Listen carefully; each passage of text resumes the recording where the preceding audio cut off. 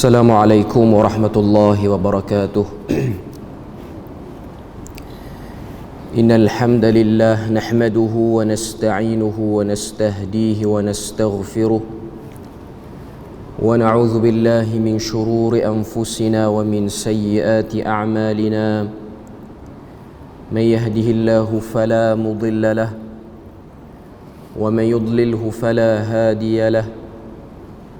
أشهد أن لا إله إلا الله وحده لا شريك له وأشهد أن محمدا عبده ورسوله يا أيها الذين آمنوا اتقوا الله وقولوا قولا سديدا يصلح لكم أعمالكم ويغفر لكم ذنوبكم ومن يطع الله ورسوله فقد فاز فوزا عظيما.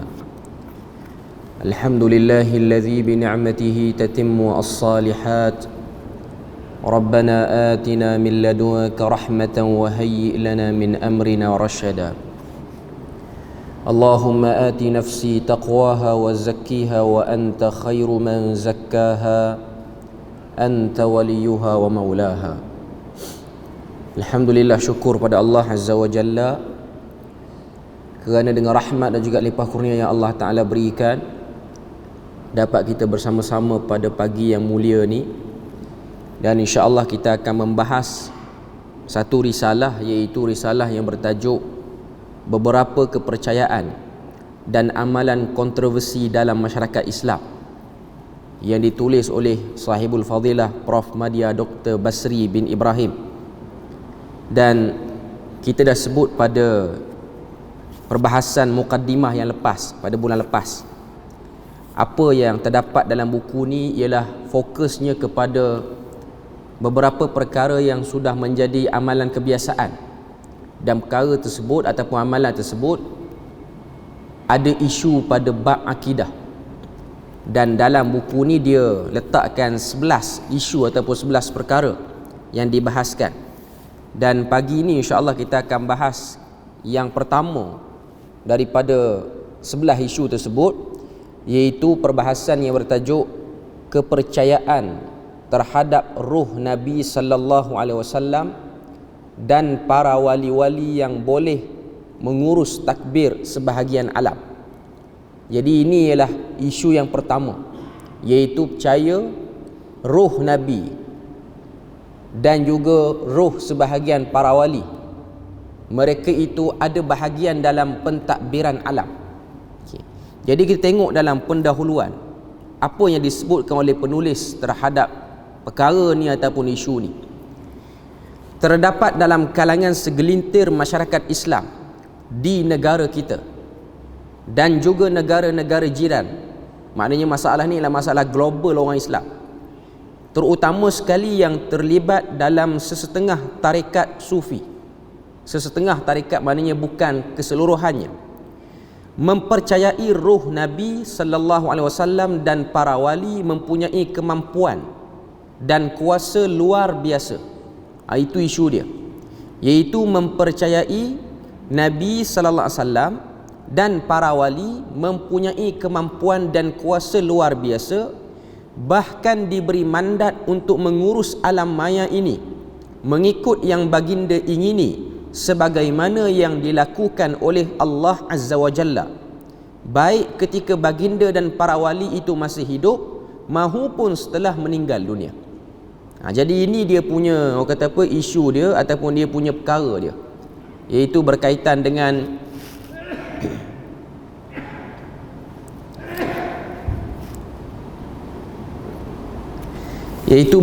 dengan kepercayaan bahawasanya Nabi dan juga para wali itu ada kuasa untuk mengurus takbir alam ini semasa Nabi hidup lagi dan semasa para wali itu hidup lagi.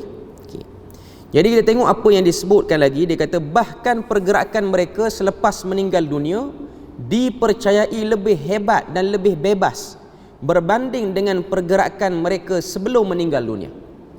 Berbanding daripada pergerakan sebelum meninggal dunia. Dan kalau kita tengok syubhat ini ataupun kesamaran ini cuba dihidupkan balik melalui arus media masa sekarang ni, yang mana kuliah sudah dapat diakses melalui live di Facebook ataupun di mana-mana channel media masa lah, sama ada di YouTube apa semua pun. Okey. Maknanya ada sebahagian penceramah yang menghidupkan balik idea ni. Okey. Dan memberikan dalil-dalil yang tidak masak sebagai sokongan terhadap bolehnya dan betulnya kepercayaan ini. Okey. Yang mana kalau kita tengok, mereka menggunakan salah satunya ialah ayat dalam Al-Quran. Allah Ta'ala sebut, wala tahsabannal ladzina qutilu fi sabilillahi amwat. Janganlah engkau sangka mereka-mereka yang telah terkorban syahid di medan perang itu mati. Bal ahya'u 'inda rabbihim yurzaqun. Bahkan mereka itu hidup dan di sisi Tuhan mereka diberi rezeki. Dan mereka kata, ketika mana diorang dah mati inilah, diorang lebih ada power dengan sebab diorang tidak ada lagi kesibukan dunia. Maknanya orang-orang saleh, para wali dan juga nabi-nabi, sama ada Nabi Muhammad ataupun nabi-nabi yang sebelum daripada ini, mereka lebih mempunyai masa untuk mengurus takbir sebahagian alam ini ataupun memperkenankan doa permintaan sebahagian manusia yang hidup pada zaman kemudian, sebab mereka tiada lagi kesibukan dunia. Mereka tak makan, mereka tak minum, mereka tak ada anak yang nak diberi perhatian, mereka tidak ada tanggungjawab untuk menafkahi isteri dan apa-apa. Jadi mereka yang duduk dalam kubur itu lebih banyak waktu ataupun masa untuk mendengar permintaan dan menguruskan hajat-hajat manusia di akhir zaman yang berdoa dan menyeru mereka. Okay. Jadi idea ni dihidupkan balik, perkara ni disebut balik dan cuba dinaikkan balik pada zaman ini ataupun pada tahun ini. Okay. Jadi kita tengok apa lagi yang disebut. Dia kata bahkan pergerakan mereka selepas meninggal dunia dipercayai lebih hebat dan lebih bebas berbanding dengan pergerakan mereka sebelum meninggal dunia. Bahkan ada yang membahagikan ruh-ruh orang yang sudah meninggal dunia itu kepada dua bahagian. Jadi diorang dengan kepercayaan ini, diorang bahagikan kepada dua. Yang pertama, roh para wali yang tidak boleh menolong orang lain atau yang tidak boleh berurusan di alam maya. Alam maya ni bukan internet lah. Alam maya ni ialah alam semesta maksudnya. Okay. Maknanya ada sebahagian yang tak boleh diakses langsung, tak boleh berhubung langsung. Okay. Dan yang kedua ialah roh-roh para wali yang memang boleh menolong orang dan dipercayai boleh hadir dan memberi pertolongan dan hajat di waktu-waktu kecemasan. Roh-roh yang kedua itu dinamakan oleh sebahagian golongan yang terlibat sebagai roh suci, sebagaimana yang berlaku dalam seruan yang dilakukan oleh sebahagian kiai atau seumpamanya. Maknanya sebahagian ahli agama, ustaz, kiai, tok imam ke, tok lebay ke, apa semua istilah yang digunakan, mereka menyebut nama ini atas nama istighathah ataupun kadang-kadang digunakan juga dengan nama tawassul. Okay. Jadi ini benda yang kita boleh tengok, perkara yang cuba dibahaskan. Roh-roh ini dipercayai boleh menolong apa sahaja yang diminta, asalkan permintaan itu bertujuan baik dan tidak melanggar hukum Allah, tetapi mestilah dibuat dengan cara adat istiadat amalan yang lebih terdahulu. Maknanya perlu ada opening dia untuk dapat akses dengan roh tersebut. Roh-roh tadi dapat menolong orang-orang lain sebagaimana mereka menolong orang ketika masih hidup. Okay. Dan biasanya bila mana sebut benda ni, golongan yang membolehkan, dia akan menggunakan hujah. Dia kata benda yang dilakukan ni samalah dengan kita buat dalam urusan lain. Contoh sakit, pergi jumpa doktor di hospital. Maknanya perbuatan minta tolong itu ialah sama dengan ikhtiar-ikhtiar syar'i yang lain, ikhtiar-ikhtiar yang diterima asbabnya. Maknanya sakit, makan ubat, pergi jumpa pakar perubatan. Okay. Disamakan isunya roh orang yang dah mati ni dengan doktor ataupun ubat ataupun orang-orang yang tolong kita dan dia masih hidup dalam urusan kehidupan kita. Okay. Kepercayaan seumpama ini menyebabkan sesetengah orang begitu takut apabila berhadapan dengan syekh mereka yang mereka anggap sebagai wali. Maknanya kepercayaan ni telah ada sebelum wali itu meninggal lagi, sebelum orang soleh itu meninggal lagi, dan begitu menjaga adab dan mengelakkan sedaya mungkin daripada melakukan kesalahan bagi mengelakkan mereka terkena malapetaka atau mati mengejut dan sebagainya, kerana dimarahi oleh syekh tersebut. Ini sebenarnya apa yang saya baca ni ialah dinukilkan daripada satu kitab, iaitu Jami' Karamat Al-Awliya, karangan An-Nabhani. Kemudian ia merupakan kesan daripada kenyataan daripada beberapa orang tokoh ulama yang terdahulu yang pernah menyatakan salah seorang wali telah berkata, saya meninggalkan kata-kata saya kepada suatu kun fayakun kerana beradab kepada Allah. Dikatakan sebahagian para wali yang dikatakan hebat itu, mereka ni pernah sebut, maknanya wali-wali yang dikatakan hebat ni, mereka ni pernah sebut waktu dia hidup, kalau tidak kerana adab aku kepada Allah Ta'ala, maka aku akan sebut macam Tuhan sebut, iaitu kun fayakun. Maknanya dia ada kuasa kun fayakun macam Allah Ta'ala juga. Tapi kalaulah bukan kerana adab, aku akan sebutlah, tapi dengan sebab adab tu aku tak sebut. Ataupun contoh yang lebih mudah dan sekarang ni duk dengar bunyi, orang cerita ada sebahagian wali tu, dia ada kuasa boleh memadamkan api neraka. Tapi kalau tidak malu dan beradab pada Nabi, maka dia akan buat. Maknanya nak kata dia punya kuasa kadang-kadang lebih hebat pada Nabi, kadang-kadang boleh menandingi Allah Azza wa Jalla. Ini cerita-cerita yang diselit. Tujuan dia untuk angkat wali itu dan akhirnya memberi rasa takut. Dan syaitan mengambil kesempatan di atas rasa takut itu. Kita dah sebut pada mukaddimah sebelum ni. Allah Ta'ala sebut dalam surah Baqarah ayat 155, وَلَنَبْلُوَنَّكُمْ بِشَيْءٍ مِّنَ الْخَوْفِ, kami akan uji kamu dengan sedikit rasa takut. Dengan rasa takut inilah kita akan diuji akidah kita, keimanan kita kepada Allah dan Rasul. Kita jangan baca ayat tu hanya kita lihat takut situ ialah takut perang, takut orang rompak duit kita, takut orang rosakkan harta benda kita, takut orang sakiti kita. Antara takut-takut yang boleh menjadi tempat syaitan menggoda kita ialah takut kepada orang yang disangka ada karamah itu, sehingga kita angkat dia nak dekat kepada level ketuhanan. Kemudian apa lagi yang disebut sini? Sebahagian daripada mereka juga beranggapan antaranya Ali radhiyallahu anhu, iaitu sahabat Nabi, pernah berkata kepada Umar An-Nabtini, berikan kopiahku ini kepada Syekh Abdul Wahhab Asy-Sya'rani dan katakan kepadanya, berurusanlah di alam maya ini. Maknanya ada satu orang yang dianggap sebagai tokoh, dan dia ni memang tokoh pun, Syekh Abdul Wahhab Asy-Sya'rani ni satu orang ulama. Dikatakan dia ni telah diberikan kopiah oleh Ali bin Abi Talib. Dia ni jauhlah zaman dengan Ali bin Abi Talib. Kerana dapat kopiah tu, dia seumpama watikah. Macam kita tengok sebahagian orang kata apa, majlis-majlis convocation ke apa-apa semua, dipakaikan jubah ataupun diberikan kopiah, itu perlambangan kepada mandat yang diberikan. Cerita-cerita seperti ini ialah cerita-cerita ditambah-tambah untuk menampakkan kehebatan para wali itu. Dan ia juga berlaku di kalangan masyarakat Melayu kita.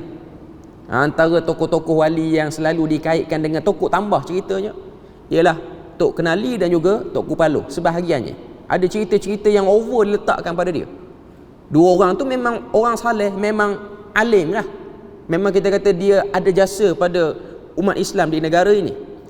Cuma kadang-kadang cerita-cerita karamah yang kadang-kadang ditambah atas dasar hormat sebenarnya, dan rasa hormat tu bagus, tapi rasa hormat tu diambil kesempatan oleh syaitan untuk memasukkan rasa kagum yang tak sepatutnya pada makhluk.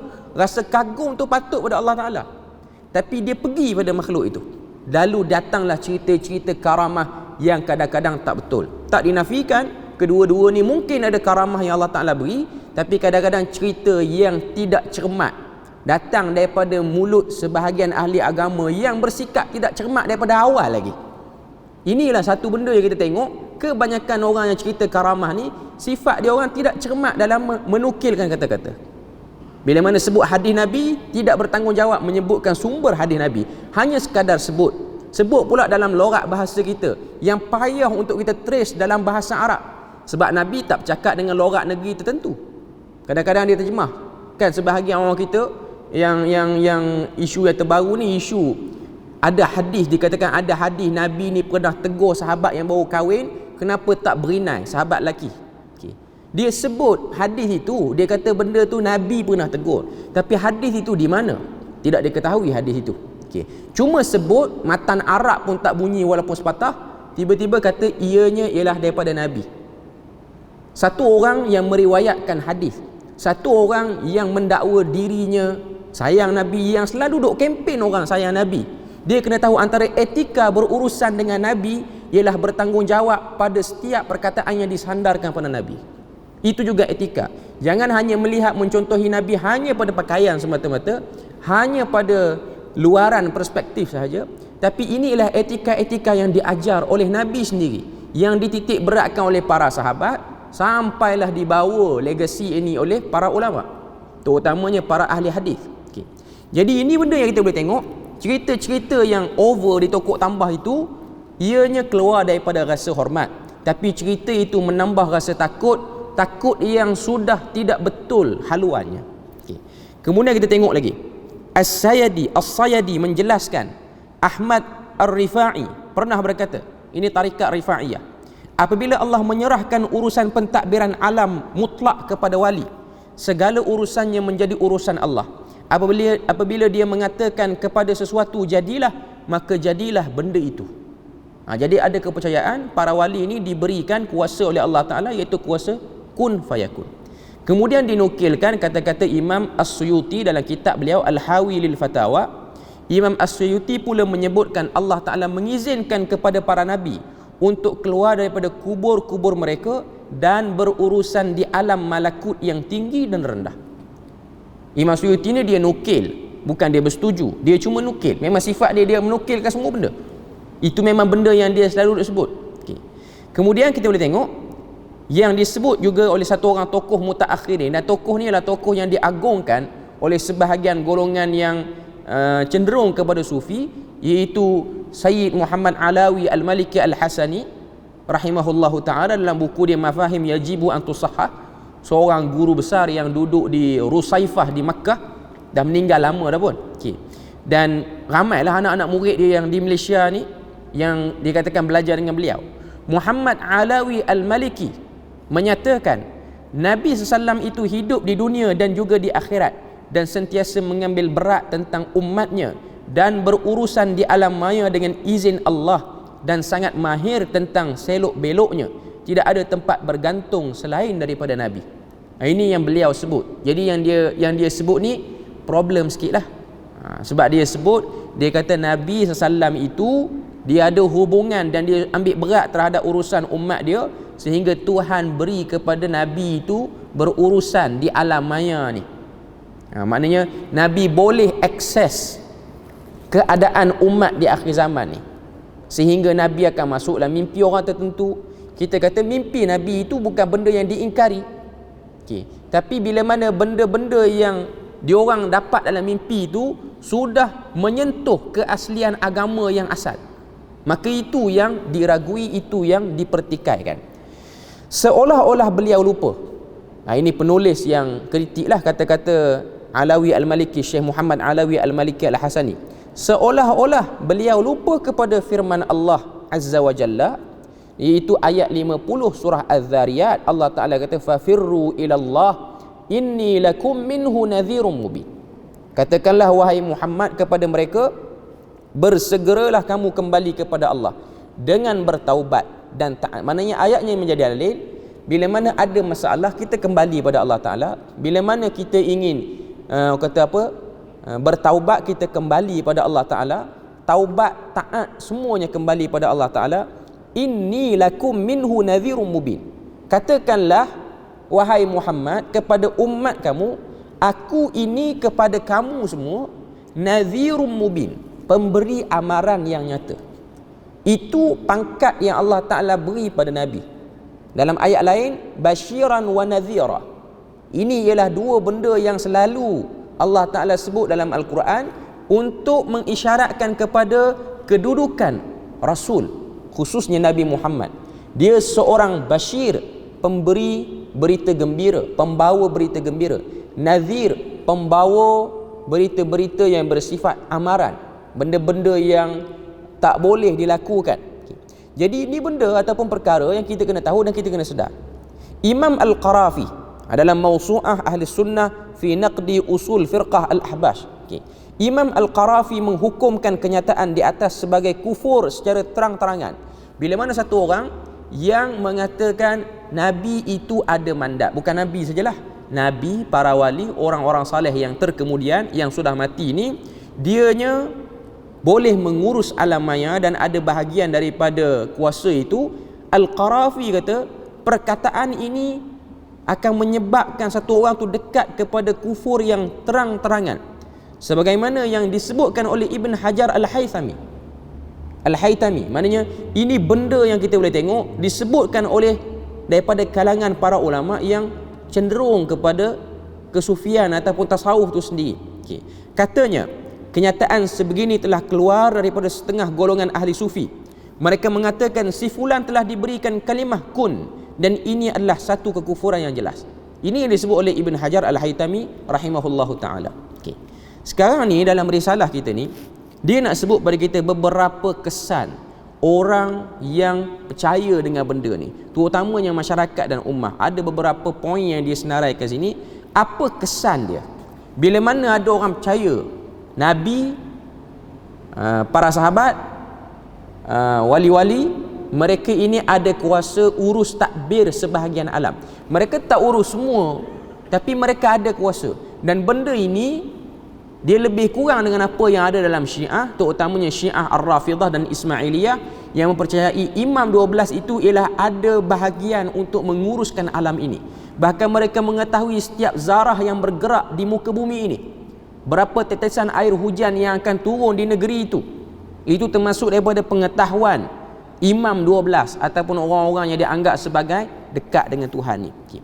Risiko kepercayaan sebegini adalah besar kepada Islam dan akidah umat. Kerana yang pertama, membuka ruang kepada setengah orang jahil untuk menyatakan dan menggambarkan Allah Ta'ala itu tidak sempurna dalam pentadbirannya, kerana memerlukan kuasa makhluk bagi melengkapkan kuasanya dalam menguruskan alam maya ini. Bila mana ada orang percaya Nabi, Rasul yang dah mati, bahkan lepas mati lebih lagi mereka ni ada kuasa besar berbanding hidupnya, ini menunjukkan bahawasanya Allah Ta'ala itu dia berkongsi pengurusan pentadbiran, menafikan sebahagian daripada kesempurnaan Tuhan. Kita duk baca ayat kursi yang jadi wirid selepas salat, yang jadi bacaan-bacaan dalam zikir pagi dan petang, Allah Ta'ala sebut wala ya'uduhu hifzuhuma, tidaklah menyusahkan untuk aku menjaga urusan langit dan bumi ini. Dan itu ialah ayat yang kita boleh tengok penafian Allah Ta'ala itu bergantung pada makhluk untuk mengurus takbir alam. Yang kedua, kesan dia membuka ruang kepada setengah orang yang jahil untuk menggambarkan makhluk tertentu seperti para nabi maupun para wali, baik masa hidup ataupun sudah meninggal dunia, mempunyai kuasa hebat dalam mengurus alam maya ini seperti mana yang dilakukan oleh Allah Ta'ala. Ini bercanggah dengan keterangan Al-Quran dan menjelaskan makhluk mempunyai kuasa yang terbatas pada masa hayatnya mengikut yang dianugerahkan Allah, dan kuasa tersebut tidak lebih daripada sebahagian kecil daripada kemudahan yang diperuntukkan Allah Ta'ala kepada manusia. Apa yang kita bincang ni bukan menafikan karamah, tapi apa yang kita sebut ini ialah kepercayaan yang keluar daripada over sangat nak kata kawan tu ada karamah. Dia keluar daripada tu. Macam saya sebut tadi, benda ni, fahaman ini, ideologi ini dia datang kerana nak hormat. Itu peringkat awal. Nak hormat orang alim, nak hormat Nabi. Benda tu boleh, benda tu tak salah. Hormat Nabi ni, beradab dengan Nabi, beradab dengan orang alim, ianya benda yang dituntut. Tapi bila mana kita sudah pergi kepada bahagian yang lebih jauh lagi, yang mana Nabi pernah larang untuk kita pergi ke sempadan itu, tapi kita pergi juga, maka ia akan memberi efek kita terhadap beberapa sifat-sifat Tuhan yang perlu kita imani. Yang mana kita nak tengok Allah Ta'ala itu Al-Mudabbir, dia pentadbir mutlak, tidak ada mana-mana pihak yang dilantik. Hatta Jibril, malaikat, dan mana-mana makhluk tidak berkongsi pada urusan alam ini melainkan Allah Azza wa Jalla. Dan itu lebih sempurna bagi sifat ketuhanan berbanding kepercayaan ni. Kepercayaan ni ada unsur untuk mengurangkan sifat Tuhan. Seterusnya yang ketiga, membuka ruang kesyirikan kepada orang yang mengiktikadkan demikian kerana meletakkan makhluk melebihi kuasa menguruskan alam maya ini seperti mana yang dimiliki oleh Allah Azza wa Jalla. Okay. Benda ni ataupun pemikiran ni, walaupun kita baca di sini, dia tak akan selesai dengan kuliah kita pada pagi ini. Sebab benda ni sudah jadi barah ataupun sudah jadi satu stand kepada sebahagian orang, terutamanya orang-orang yang ada authority dalam agama, yang juga ada kuasa bercakap yang luas, yang juga ada pengaruh yang luas. Okay. Dan dia akan jadi satu pertembungan yang tak akan selesai. Okay. Walaupun disokong dengan hujah-hujah yang kuat, seperti mana hadis yang diriwayatkan daripada Anas bin Malik, kalau saya tak silap, ketika mana Madinah mengalami kemarau di zaman Umar Al-Khattab, bukan hadis lah, asar, di zaman Umar Al-Khattab jadi khalifah, bila mana Madinah mengalami kemarau. Zaman Umar Al-Khattab jadi khalifah Amirul Mukminin, Nabi dah meninggal dah. Maknanya Nabi dah meninggal, Abu Bakar pun dah selesai dah memerintah, dah meninggal dah pun.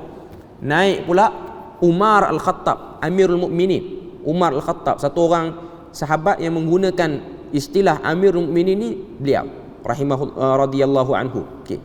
Jadi bila mana berlakunya kata apa kemarau di Madinah, kebiasaan waktu Nabi hidup, kalau berlaku kemarau, Nabi lah yang akan menjadi tempat untuk sahabat ni berdoa, ataupun suruh Nabi itu berdoa supaya turun hujan. Kan ada hadis yang diriwayatkan oleh Imam Muslim, satu orang Badui datang daripada Mudar, perkampungan Mudar, okay, datang kepada Nabi waktu Nabi tengah khutbah, tapi tak disebutlah hadis tu sama ada khutbah Jumaat ataupun khutbah umum. Okay.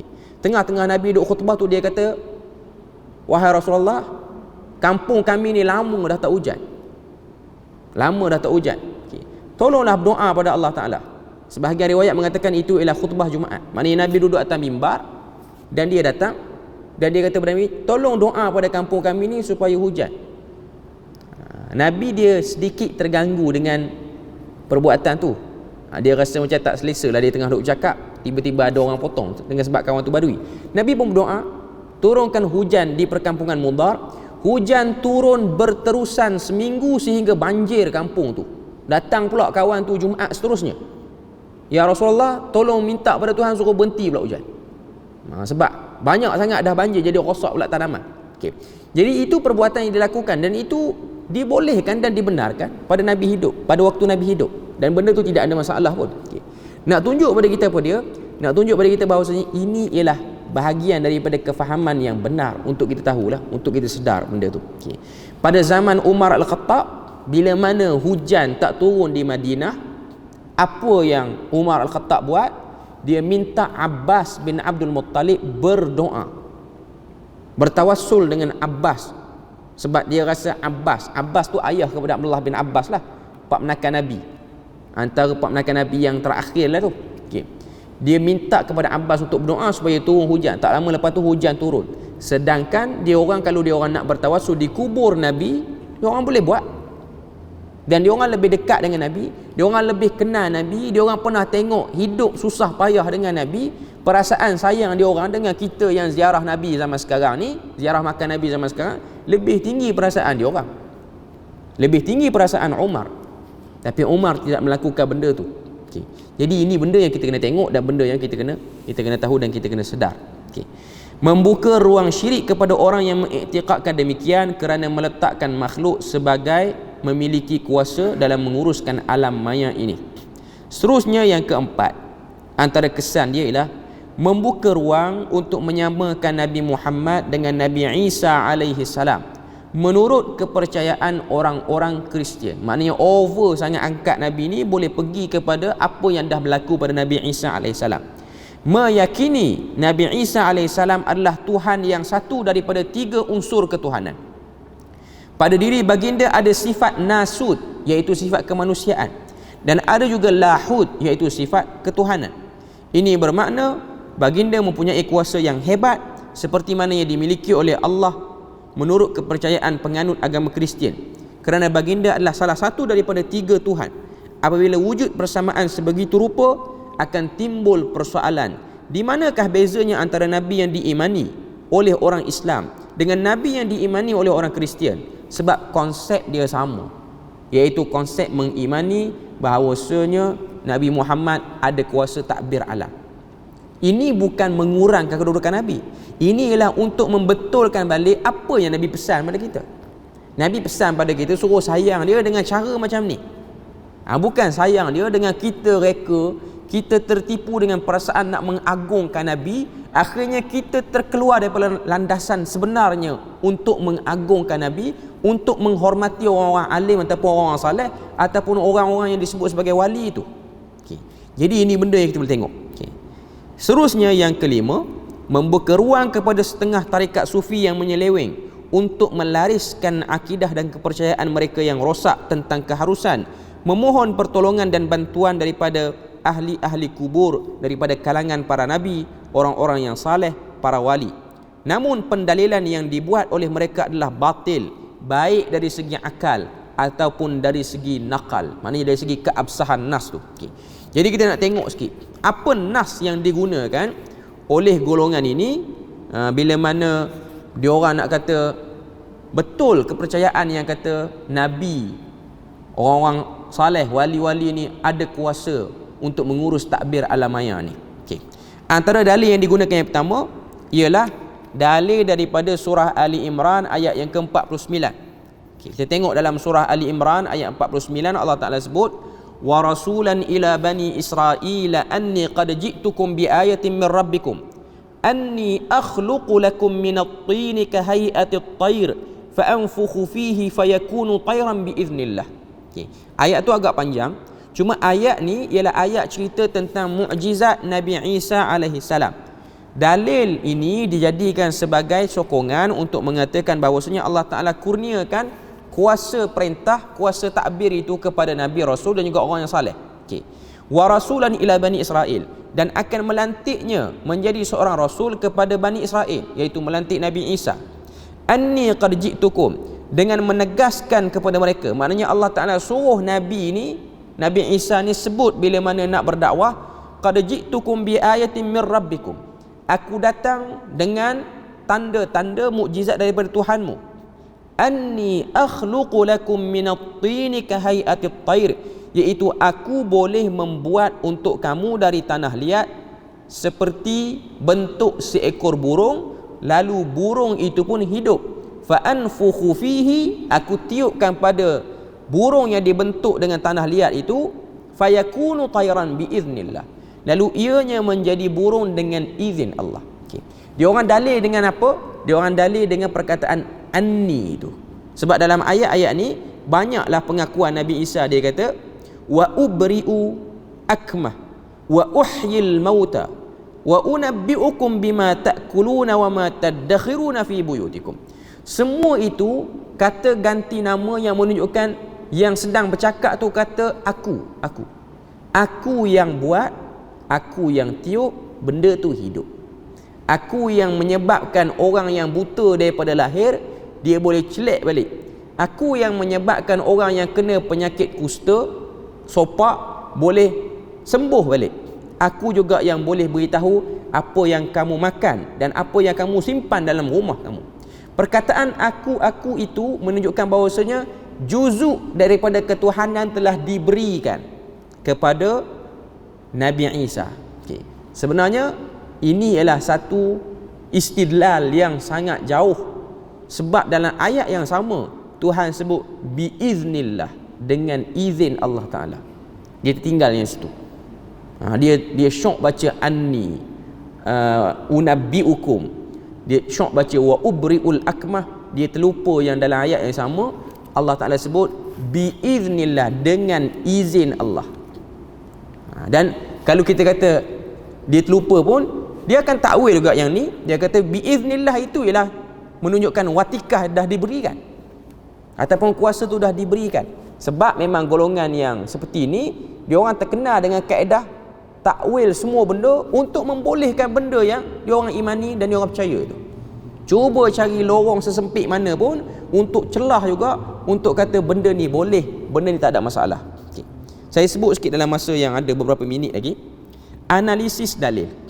Jika diperhatikan kepada ayat di atas, ia merupakan satu pendalilan yang batil, kerana ia langsung tidak membuktikan Nabi Isa AS mempunyai kuasa menghidupkan orang yang telah mati, kerana apa yang berlaku kepada baginda itu tidak lebih daripada mukjizat yang dia anugerahkan oleh Allah Azza wa Jalla kepada baginda bagi menyokong kebenaran risalah dakwah yang dibawa oleh baginda.